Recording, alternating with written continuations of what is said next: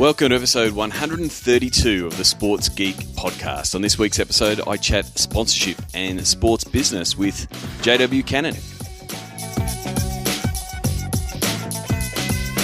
Welcome to the Sports Geek podcast, the podcast built for sports digital and sports business professionals. And now, here's your host, who is a handy point guard who must be defended for three-point shots, Sean Callanan. Thanks, DJ Joel. It's good to be back behind the mic for 2017. Welcome to the Sports Geek podcast. You're either listening to this via iTunes, Stitcher, SoundCloud, or my favourite Pocket Cast app.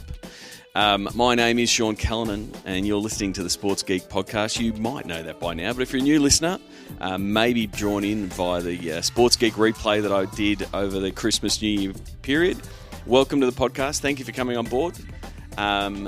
What you're going to get out of this podcast is a mix of sports, technology, marketing, digital, social media, really all the stuff that we do at Sports Geek in helping teams better understand their fan base from a digital point of view and better monetize it via commercial and sponsorship and working with partners around campaigns. So good to get back into the podcasting, back on the podcasting bike for 2017, to get back on the wagon. Took a little bit of a break and sort of just been recapping the numbers and putting some targets down for the year ahead. Last year, 2016, actually dropped the ball, or I sort of dialed it back a little bit with busyness, with a lot of work from a client perspective, both from a Sports Geek and Chunky Media, working with businesses outside of sports. That's what Chunky Media does.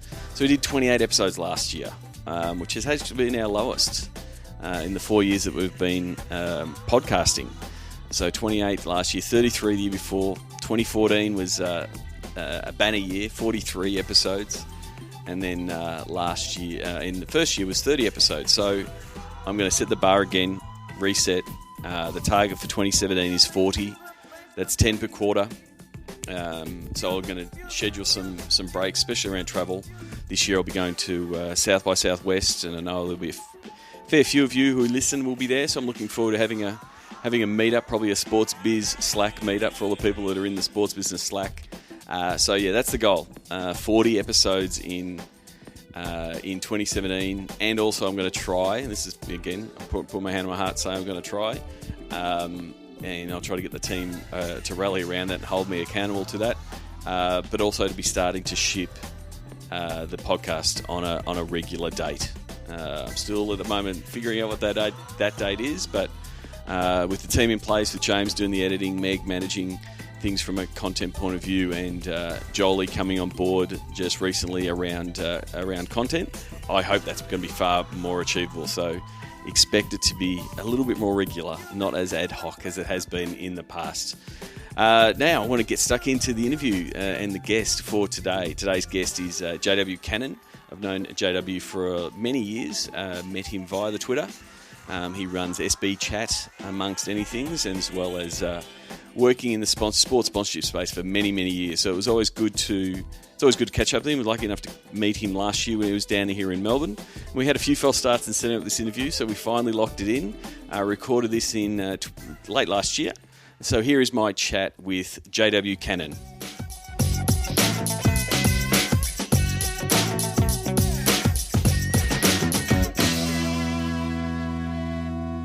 Very happy to welcome JW Cannon, Senior Project Lead for Sponsorship and Events at UPS.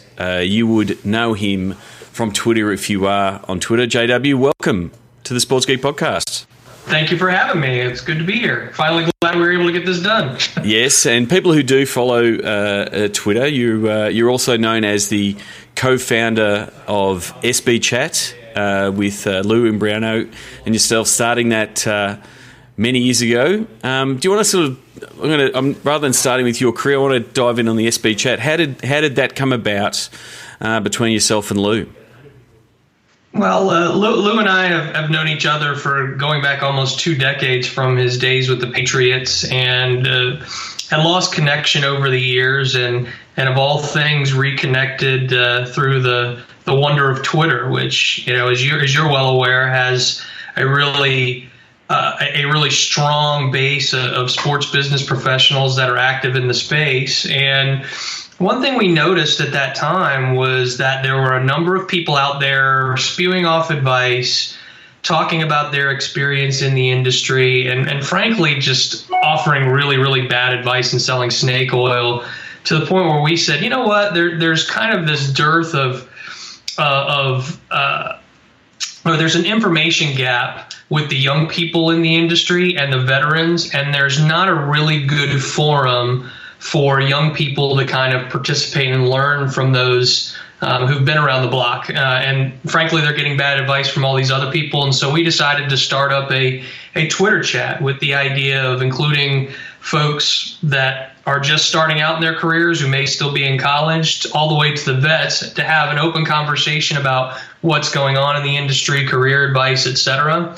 It started, the very first one was held in January of 2011, literally 2 days before my son was born and 5 days before I started at UPS. So I did the actual first one from the hospital room, waiting for my son to arrive.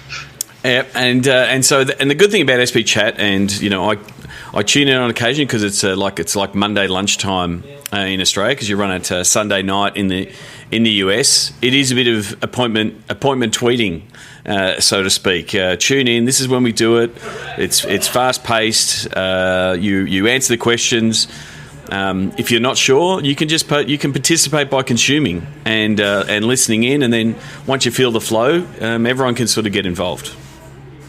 Yeah, it's a great forum to interact with other people, again, from all different levels, and share some thought leadership. But we also have a number of people who have told us they are active lurkers, so it's a great place just to consume information about what's going on in the industry, or industry advice, or anything else that you're looking to accomplish in the space. And so your background in the sports business space, you've been on the brand side and on the sponsorship side previously. Before UPS, you were at ING, and then you're also at Octagon and work with brands like Bank of America, Home Depot, Auto Trader, those kind of things. What's it like? Because a lot of times I'm talking to the team execs or the leagues execs, people running digital or the technology on the team side. What's it like being on that brand side and looking at the world of sports? What are you always looking for from that angle? Well, I'll be honest with you. It's like being the hunted as opposed to the hunter. We always seem to be rabbits. Yep. And everybody's trying to hunt you down. But it's a good position to be in. I would say that the biggest challenge for me as a brand is really cutting through the clutter and trying to find what the most valuable opportunities are for us. We're hit from so many angles on a regular basis.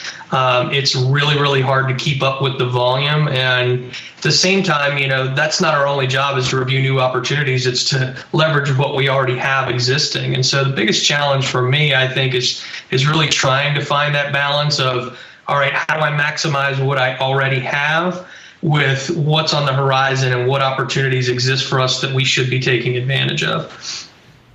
Yeah, I think that point there of acquisition is very important, but activation of once you've got that asset is super important, because the sponsorship executive can be it's the thrill of the chase, like you said. You are the hunted as a brand, but that's only half the journey, because once you've secured the sponsor, it's all about activating and making sure that the sponsor is best leveraging the assets they have, and that's on both sides, both from a team point of view, helping them facilitate it, but then also making sure the sponsor is actually getting as much as they can out of the activation that they're trying to do. Sure. I mean, you've heard the old adage of it's like buying a car without putting in the gasoline. You still got to put the gasoline in it to make it go. And so activation is and leveraging the existing partnerships that we have is key to driving our business. And so how has the sponsorship game changed over the years in your years in the business? It sounds really cliche, but sponsorships are really increasingly, and I think they'll continue to be increasingly focused on the digital social experience for fans. As I think about sponsorships in general and where they need to move to, it's really about trying to develop and bring more content, has to be more engaging and relevant to our consumers and the consumers of the properties that we partner with. So people always say social and digital, but as we all know, those are mediums, and mediums require good content. So I think that's key for me. The industry continue to move forward. I mean, I think all you have to do is look at the fact that consumers are spending so much less time in front of their televisions and more time in front of their tablets and phones. I think I used this number earlier this year when I spoke at the Sports Fan Engagement Summit in Australia there, where I met you. Digital spending this year increased 18% last year, but the overall spend rate increased much less. So it's meaning digital is getting a much significant more portion of the spend overall from an advertising perspective. So all these marketers are reducing their advertising budgets in other areas to fund more digital marketing initiatives. And there's so many channels that are available to brands now in comparison to what was several years ago. So I think digital, and again, I think it's cliche to say digital is really what's the game, but it truly is a game changer from the standpoint for our business, in that it provides this level of intimacy, this level of personalization, measurability at the click of a button in real time that other things can't do. And that's something that's been critically missing from our industry. Yeah, and that's the thing, 10 years ago, 5 years ago, teams didn't have these digital departments, this savviness, this content production that they're having now on the digital side. And so now it's a matter of how they weave in the sponsorship message, how do they do things that hit the mark, and also make sure they hit the mark with the sponsor's audience. It's one thing to slap a logo on a piece of content that goes out to all of your fans, but if you as UPS or you as Bank of America want to hit a certain demographic, you've got to be able to have that flexibility from a digital team point of view to make sure you're getting those results, because sponsorship is becoming far more results focused than just hey, this is what our brand did, this is what it reached, those kind of things. It's becoming more tracked and more lead focused and those kind of things from a sponsorship point of view. Well, digital now it's not a passing fling, right? It's a thing. It's mainstream. And that means the mindset needs to be less about quote unquote digital marketing and more about marketing in a digital world where digital, frankly, is the default. That's a big change for people to kind of digest. So, and you're really seeing how it's influencing how brands approach their investments. And I don't think I've seen any campaign in recent years of any magnitude that hasn't included a significant digital component as part of it. And do you think also the customer experience and the rise of experiential activations and really making sure that the customer is at the heart of it and digital is leveraging it, that's where the really smart brands and the smart sponsorship activation, especially around the stadium, because there's really still a lot of importance of activating at the stadium and making sure the fans that are actually there get to feel and see and touch your brand. But having these experiential type activations are where the lead, is the leading sort of edge of what's happening in sponsorship. Well, it is. I think it's a very important part of it, but I think you can err too much on the side of too much experiential in a lot of ways. To me, the key is to finding a balance of getting something that is inherently physical that fans can participate in, and ones that will allow them to kind of generate some of the content for you almost automatically. Because experiential on a per person basis can be really, really expensive. And if it's not done right and it's not done with the right components that will allow you to amplify that experience, it can be very wasteful spending. And so, while I think experiential is a very important component, I think what's more important is getting the experiential part right to the point where people are spreading the word about it in the way that will provide you more value. And the thing is that it also drives those secondary benefits for the team or the club, which is getting people to the game, cheeks in the seats, which is a phrase we like to use, but also it is important, that amplification piece, whether it's self-generated, user-generated content, the fans saying what an awesome time they're having, or your digital team will produce a piece of content that shows off what you've been doing, how a sponsor has made the game day experience cooler, that kind of thing. That's the key part of anything from a stadium activation you need to look at. That's right. You have to be thinking about how it's going to be perceived and what people are going to say about it, and how they're going to share that experience, and how you're going to share that experience beyond that. Because if all you're doing is branding an area for someone to come participate in the stadium, there's not a lot of value to me personally as a sponsor. I mean, there's value to some people who activate in the space, but to me, it's not as valuable, because you're losing a very significant portion of that team's fan base, which does not attend the game on a regular basis. And that's very much fitting the sponsorship, whether it's digital or stadium activation, with the needs of the sponsor. You're very clear in, saying what you're doing, and you want to be reaching fans who aren't in the stadium. There might be 100,000 in the stadium, but if there's 1 million fans following, you want to be reaching and touching those 1 million fans, and that's comes down to your sponsorship needs. And it's really important to match what you're trying to do with what the sponsor is, and not do the whole square peg round hole. But we've got this great stadium activation, please use it. No, we really want this digital piece. It's about get that matching right. Oh, without a doubt. I mean that's what you're buying in a sponsorship. You're not buying, the 20 to 100,000 people that attend, most of whom are the same people over and over again, right? You're not buying that. You're buying the identification with that brand, which extends well beyond the in-stadium environment. So you have to be thinking about how you are talking to those fans beyond just the in-stadium environment.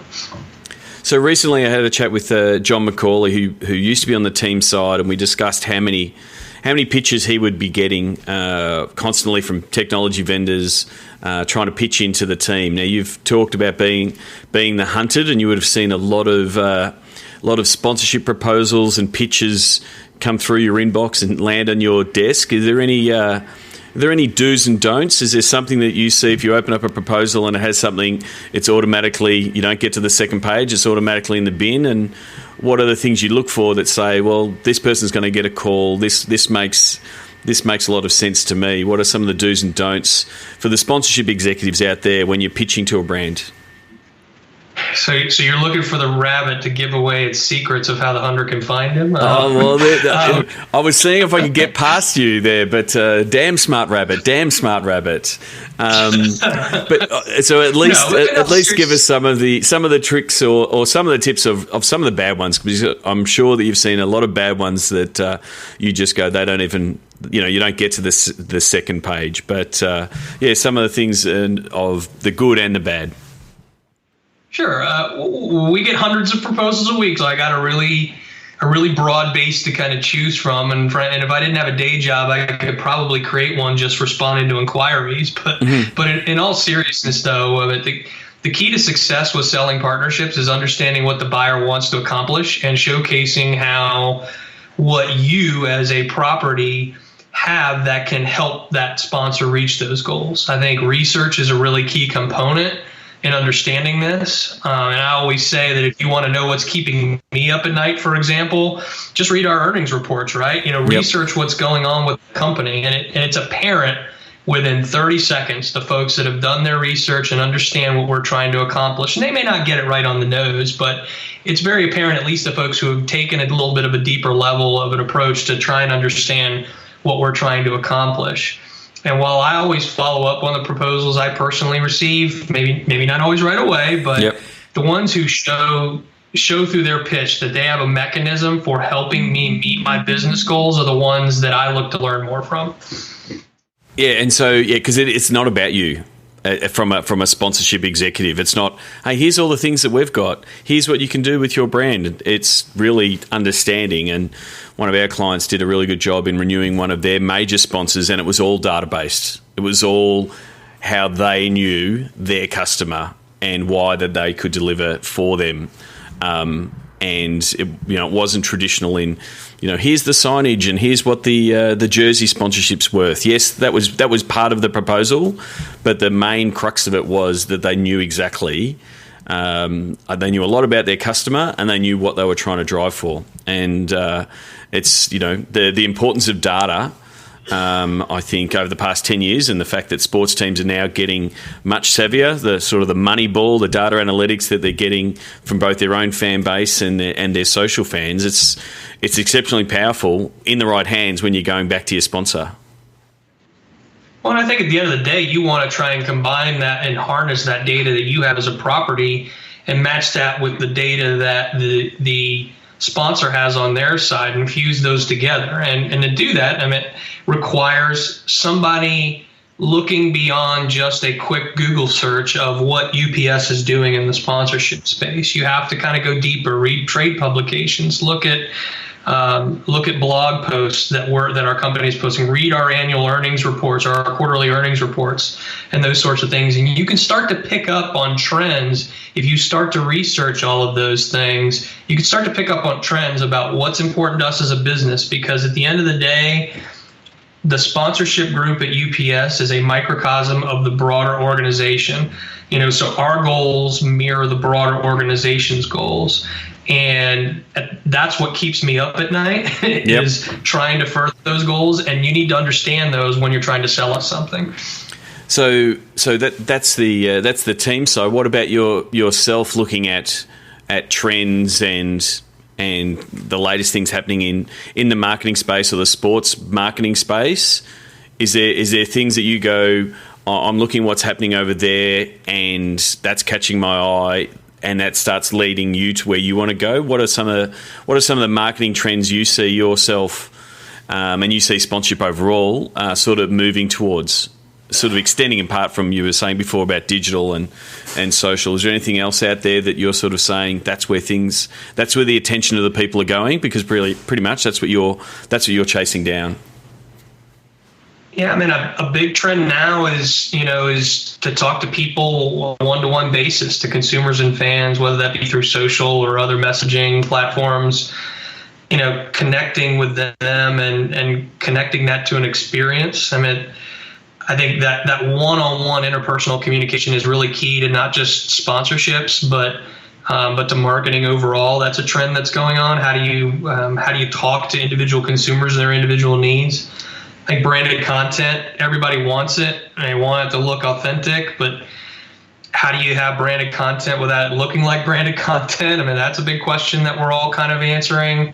And then technology centric, nowadays every business is a technology business. So, how does technology continue to influence what we do? I think we've talked about wearables. I think we're past the social era, but you're starting to see some of those social companies become more traditional technology companies. How does that lead our business forward? Those are the big things that I'm kind of keeping an eye on. And that's the thing, you've got social companies like, right at the moment you've got not Snapchat that's moving into a hardware company that's effectively doing an activation for its own spectacles with these pop-up vending machines put up in random cities around the US, and people are starting to get access to this technology when previously that might have been taken up by a Coke or a Pepsi and it might have been done that way. So they've sort of taken what traditionally would be a sponsorship play and they're doing it just doing it with their own technology. So it'll be interesting to see how that plays out and whether it becomes something that goes viral with the scarcity that they're providing these spectacles out, and people wanting to be having part of them. And I think the other one from a one-to-one point of view is the rise of Messenger and where chatbots are going to fit in, and is it going to be smart enough, and can we have that one-on-one conversation with people, and is that something that that sponsors will want to be a part of, because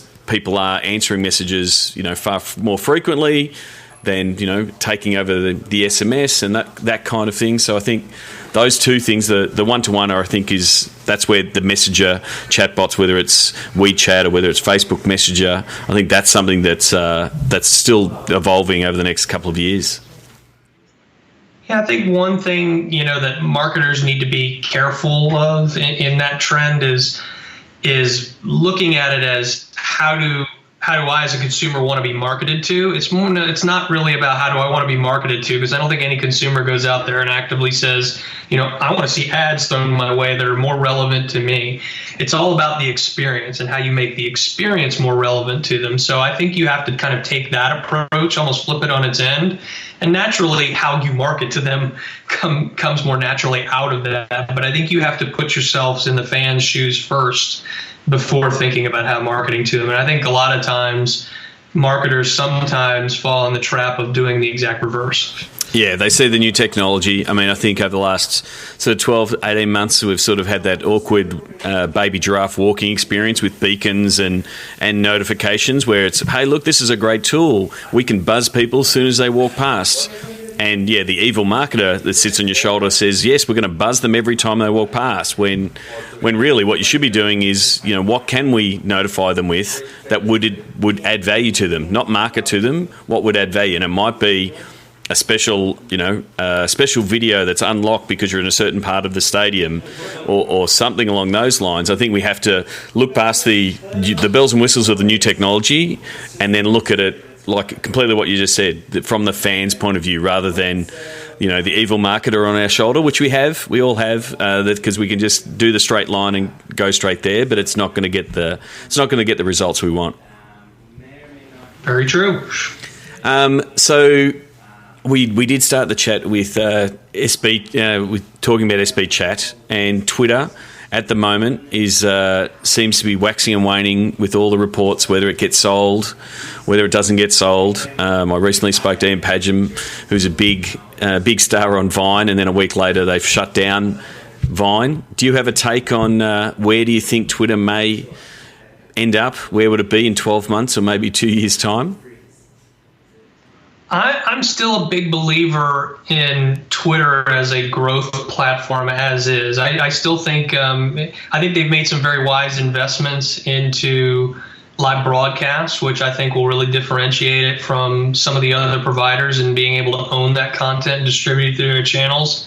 But there still is no platform out there that has a real-time finger on the pulse of everything that is going on in the community or in the world, frankly.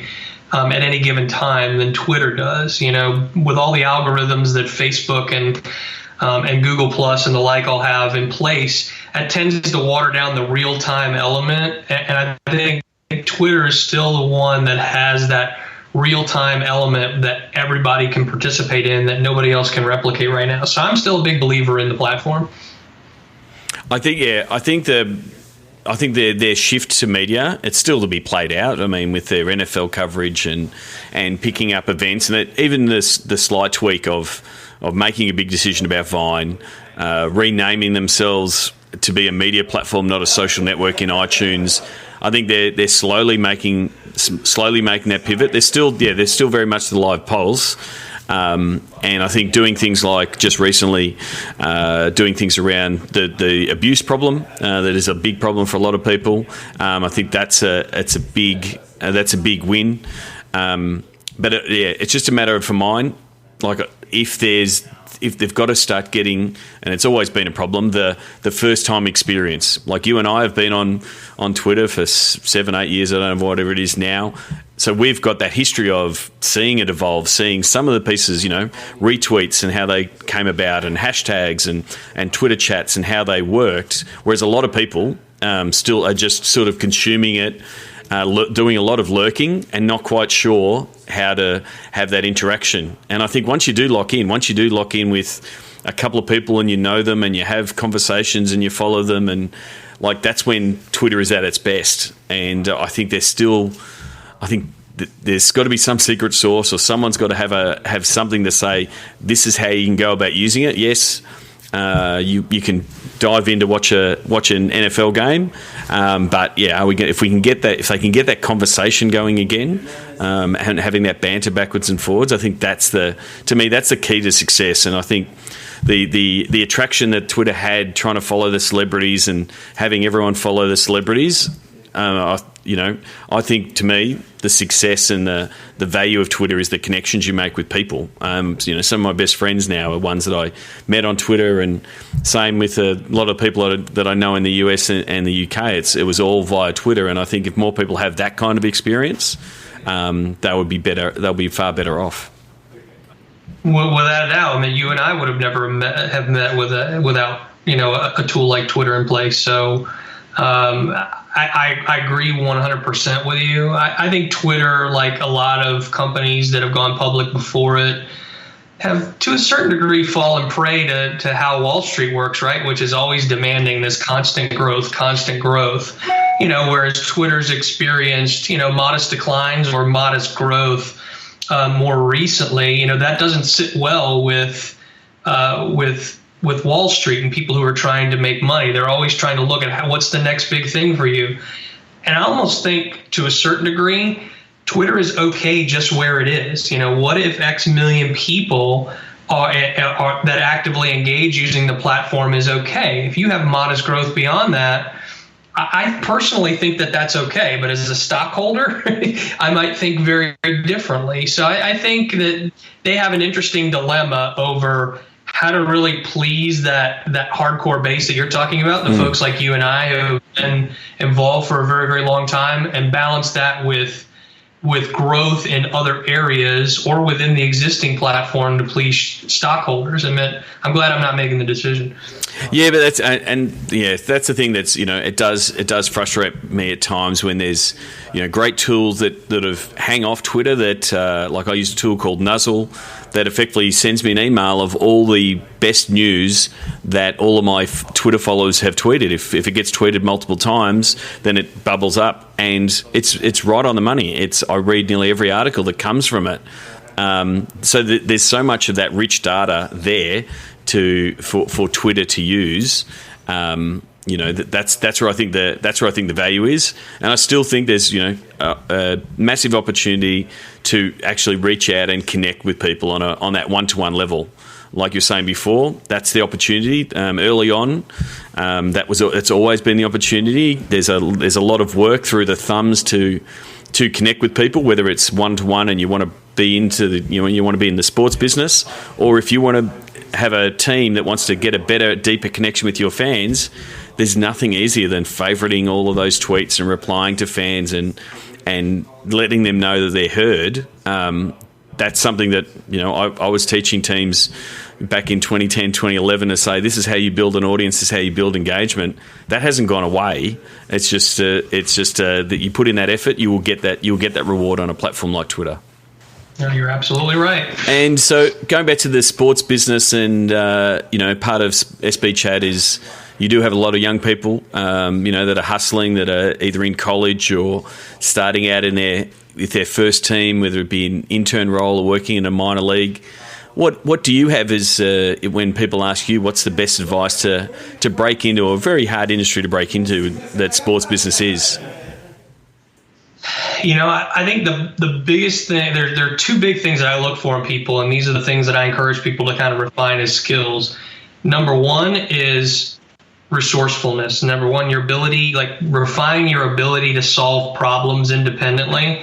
When you work in an environment like sports, particularly if you work in the team environment, a lot of times you're going to be left out on an island to kind of make independent decisions on your own or with very little input. And so the more that you can show that you have the ability to kind of rationalize your decision making, make effective decisions, actually effectively activate against those decisions, that is a very, very valuable trait to learn at a young age. And some people can do it and some people can't. The other thing that I always tell people to think about is just flexibility. And that comes in many different ways. Flexibility from your ability to stretch beyond your existing skill set and to try something new, and frankly, your willingness to do that. Yep. And I think that also extends to your flexibility and willingness to do the uncomfortable. I moved down to Atlanta 18 years ago, not knowing a soul, and thankfully I've been able to kind of stay down here and build a home base here and raise a family. I'm not so lucky, or I'm lucky in that sense. Other people aren't so lucky in the standpoint that they have to move around quite a bit. And I think in the beginning, you have to have that kind of flexibility to go where the opportunities are, because that's where you're going to continue to grow your skill set. That's where you're going to build your network. And that's where you're going to show that you're willing to do things that other people can't. So I think you have to really start out in this industry with the mindset that I'm willing to do whatever it takes. And that means if I have to move away from mom and dad and move away from the pets, girlfriend for a while to refine my skill and refine my trade, then I'm going to do it.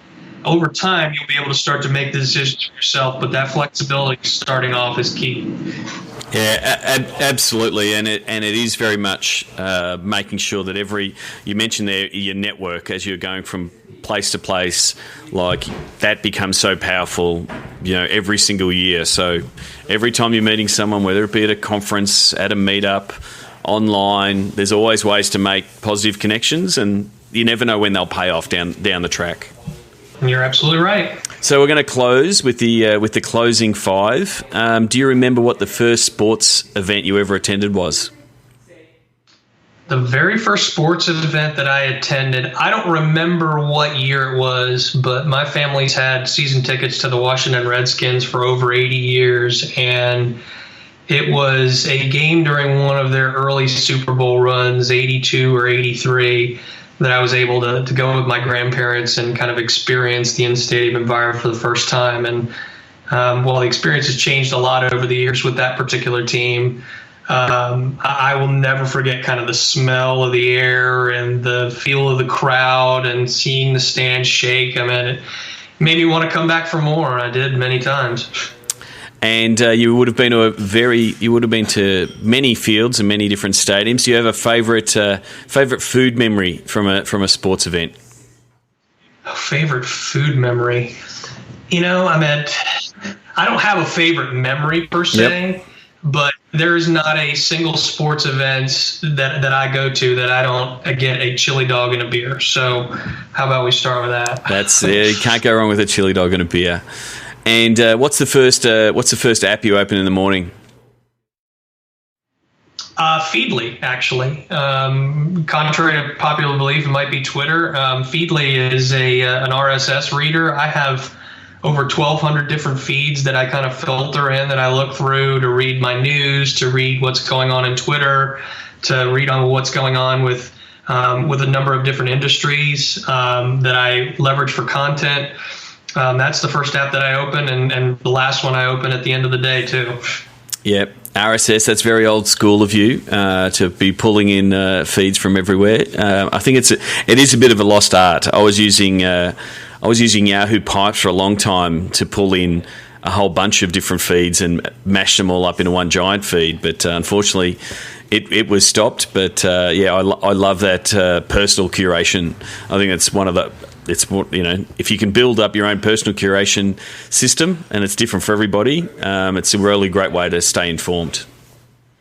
Without a doubt, and there are a number of aggregators out there that allow you to kind of do the same thing. It doesn't necessarily have to be based on RSS technology. So I am a bit of a dinosaur in that regard, but until somebody cuts off the spigot, I'm going to continue to use it. Yep. Is there someone that you would nominate, as you're pretty well connected in the Twitter space? Are there people that the Sports Geek podcast listeners should follow, and why? I think Jessica Smith with Under Armour. If you haven't met her yet on Twitter or in the social sphere, she's Warjess Eagle. Yep. She is a fantastic brand side marketer, very, very smart at what she does, really understands the space well and how it applies to not only her company, but to kind of the broader industry, offers up great content and best practices for how to position your brand in the sports business and social space. And she does it regularly. So I think consistency is also key. So she's one that I would kind of put up there as my MVP. Yeah, definitely. Just does a terrific job. Now, from a social media platform point of view, which social media platform is your MVP? I still think Twitter is, and Not just because I'm involved with it, but I do think real time is such an important part of how sports play a role in our lives, and frankly, how all of current events play a role in our lives. And there is still no platform that replaces the real time nature of Twitter, that can replace the reaction that people have when President Trump is elected, when the Cubs win the World Series, when the Patriots win the Super Bowl, or what have you. Yep. And being able to share that experience in near real time with a lot of people, there's nothing that can replace that but Twitter. Well, thank you very much for coming on the podcast. Where can people find you? What's the best way to connect with you? You can, of course, find me on LinkedIn, JW Cannon. I'm very easy to find. Also very active on Twitter, as you guys already know. I am at Cannon JW, CANNON JW, and you can also find me on Instagram in the same place. Well, thank you very much for coming on the podcast. I hope to be in your neck of the woods down in Atlanta sometime in the near future. All right. See you, Sean. Sign up for Sports Geek News at sportsgeekhq.com/sign up now. Thanks again to JW Cannon. Please send him a tweet. He's very active on the Twitter, Cannon JW. If you're not following JW on Twitter, then you're probably, like I said before, you're not doing Twitter right. And please jump in on SB Chat, which is Sunday night in the US, around Monday lunchtime for those of you who are in Australia. If you can't tune in at that time, it's always good to just jump on the SB Chat hashtag and check out some of the stuff that's being discussed. Much like podcasting, I'm sure there's a stack of people who lurk and watch. I'm one of them because I'm not always available to jump in. But if you want to learn a bit more and make some connections with people, then please do so by checking out SB Chat. So, question of the podcast, because this is the first podcast for 2017, doesn't mean you might be listening to this in 2018. Who knows? But what do you want from me? What do you want more of from me in what I produce online? What do you want in the way of the podcast? If you want different types of guests, please nominate guests that you think I should have a chat to. I'm happy to take on any suggestions from the community. What type of content? I'm actually looking, as I sort of said earlier, to get a regular schedule around the podcast. I'm also looking to ramp up the content produced, putting a bit more focus into platforms like Instagram, Sports Geek HQ, if you're not following there, or my account, Sean Callanan. Also doing a bit more content on Facebook, again across 2 channels. My Facebook, which is more of a mix of business and entrepreneurial life, the mix between what I'm doing at Sports Geek and what I'm doing at Chunky and what I'm reading. So it's a little bit of what I do on my Twitter, but just trying a few different things on Facebook, but then and obviously the Sports Geek Facebook page where I share a lot of different stuff. So that's just from a content point of view, but is there anything else you want from me?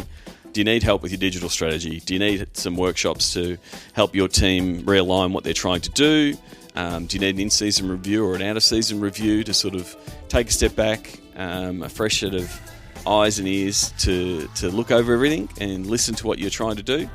Or the other one is are you happy? Are you in the sports business Slack? If you haven't joined up, you can join up by going to sportsgeekhq.com and jump into the sports biz Slack. There's over 700 people in there now. It was one of my big wins, I think, for 2016 to see that community develop.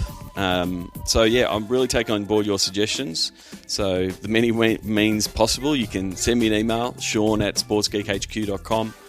You can message me in Slack. You can send me a tweet. Hit me up on LinkedIn. Any or all of those above. So I'd love your ideas on content-wise. How am I going? What am I doing? Is it working? Does it need a tweak? Taking on board that, and then anything else you think makes sense, and I can deliver you guys, and you as listeners or as a sports business community. Please just let me know. And then lastly, if you need my help, if you need some consulting or pick my brain a little bit around a problem, whether it be monetizing your digital, getting your content mix right, tackling new platforms. That's what I do from a day-to-day point of view when I'm not podcasting. So that's that keeps the lights on at the Sports Geek HQ office. So please reach out. Until next episode, which will come out next week at the same time. I'm just not defining what that time is right now because I haven't decided when I'm recording this. So the planning's getting there, it's just not quite there. My name is Sean Callanan, and you've been listening to the Sports Geek Podcast. Like the Sports Geek Podcast? Find us on Facebook.com/SportsGeek. Check out which teams work with Sports Geek at SportsGeekHQ.com/clients. Please leave a review on iTunes. Go to SportsGeekHQ.com/iTunes. Thanks for listening to the Sports Geek Podcast.